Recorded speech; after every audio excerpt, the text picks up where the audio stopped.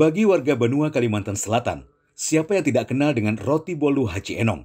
Roti khas produksi industri rumahan dari Desa Pekauman, Kecamatan Martapura Timur, Kabupaten Banjar ini tetap eksis meski kondisi pandemi melanda daerah ini.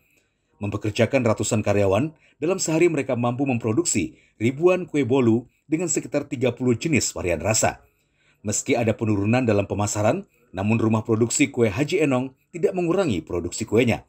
Tidak itu saja, ratusan karyawan yang dipekerjakan tidak satupun yang dirumahkan. Untuk pandemi ini kita bisa sampai 1.500-an, 1.200 sampai 1.500. Oke, itu di pandemi Bang ya? Ya.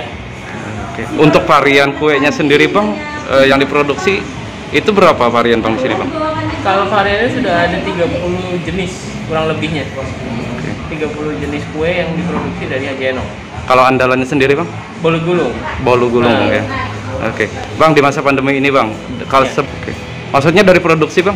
Dari produksi tidak ada pengurangan jenis kue, tetap kita produksi sama. Untuk jumlah juga tetap Bang ya? Ya, jumlah tetap kita produksi. Untuk pasarnya nih Bang, di mana aja nih Bang? Pasarnya kita di area Kalimantan.